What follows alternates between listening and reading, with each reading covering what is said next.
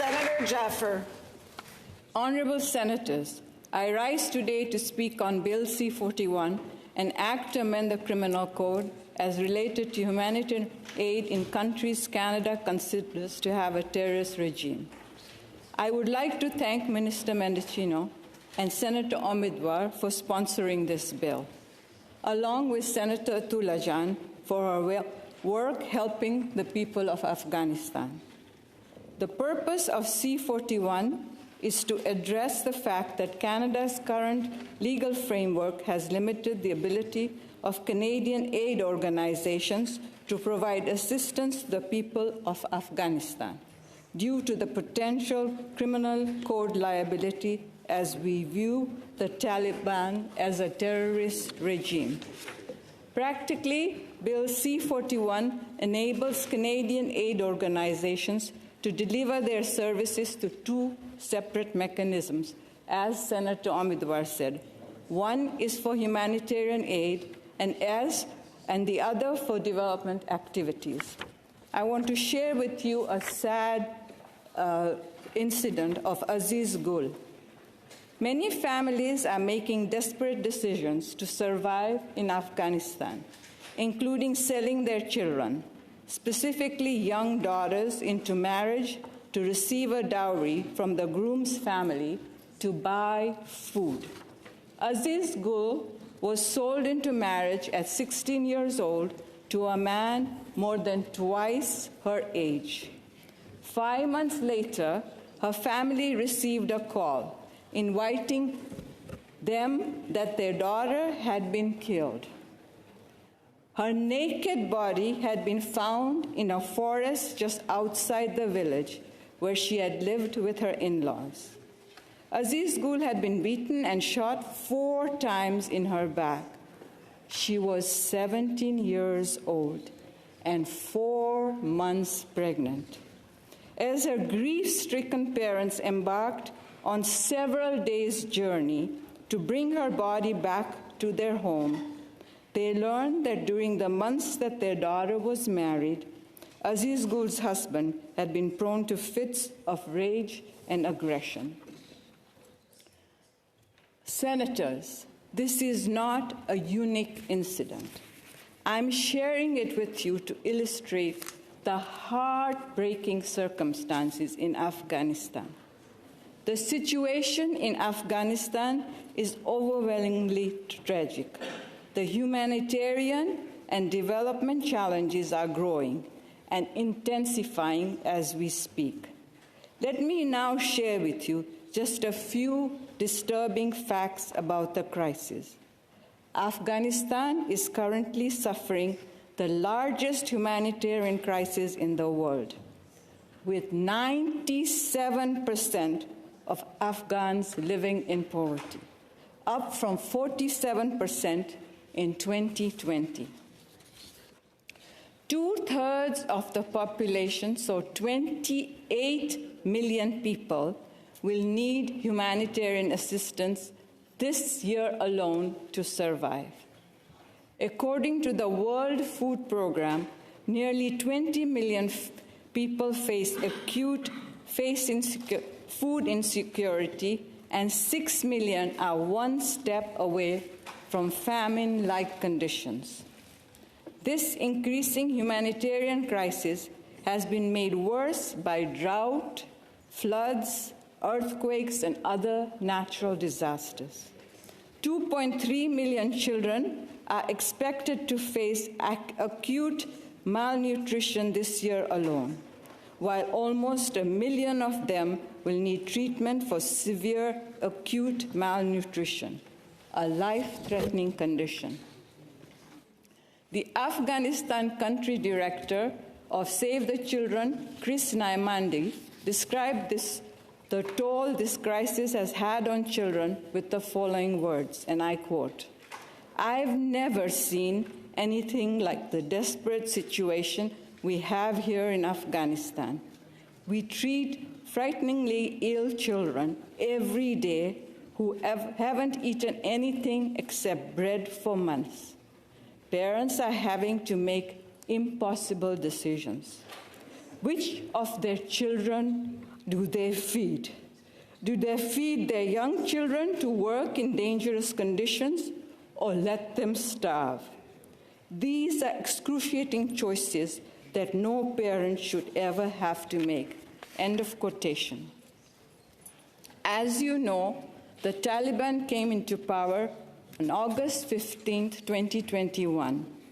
Their ascension to power pushed the country into deeper economic turmoil and exacerbated poverty as critical aid stopped flowing into the country. And they have completely stolen the rights of women and girls. Senators, for my entire career as a senator, since 2001, when the first challenge in Afghanistan happened, I worked with Mr. Chrétien and many women to get women in power, in leadership roles. Mr. Chrétien personally assured those women that they would get Canadian soldiers to protect them. That was in 2001. And now, in 2023, we don't even have a role in Afghanistan. However, from August 15, 2021, when the Taliban came to power, all the Canadian support given to the Afghani women, children, and marginalized people, as I said earlier, has come to a halt. Canada stopped providing humanitarian aid and development aid to Afghanistan due to certain terrorism provisions in our criminal code, as our government declared the Taliban a terrorist organization. I am very sad to say this to you. It has taken Canada 2 years to find a way to send humanitarian aid to Afghanistan, whereas our allies, including Australia, New Zealand, United States, United Kingdom, quickly figured out a way to resume humanitarian aid and developmental aid and made sure that aid organizations continue to receive funding despite their domestic terrorism. Canada is the only G7 country that has not found a way to resume aid for life-saving activities in Afghanistan. Senators, this is absolutely unacceptable. It is shameful that Canada continues to drag its feet when there are ways to provide aid to desperate women and children. Canada has an important role to play here. But more importantly, Senators, Canadians want to play an important role. I can tell you the number of Canadians who call me regularly to say, it is a shame that we have left Afghanistan. The delay of 2 years has meant that Canada and Canadian aid has disappeared from the country that has a dire need of support from Canadians. Bill C-41 will create, as Senator Umidwar said, a two-track system, one track for humanitarian aid and second track for development. For humanitarian aid, the bill proposes a humanitarian exemption, which will allow the organizations to provide humanitarian services, including food, shelter, hygiene, and protection on the ground. These are emergency life-saving activities that will be provided by humanitarian organizations that Senator Umidwar has already mentioned, meaning that humanitarian aid can be provided by a Canadian organization without any fear of criminal sanctions. This process is clear and straightforward. I slightly differ from Senator Umidwar on the second track. The second track will be for development activities. The bill proposes something called an authorization regime, which will allow Canadian individuals and organizations to be granted authorizations that would shield them from criminal liability. Specifically, it will allow organizations to provide health services, education services, immigration services, human rights programming, and support for livelihoods.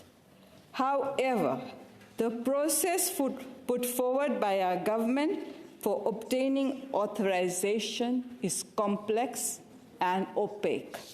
The first step of the process requires the given individual, Canadian individual or organization to apply to the Minister of Affairs or Minister of Immigration, Refugees, and Citizenship.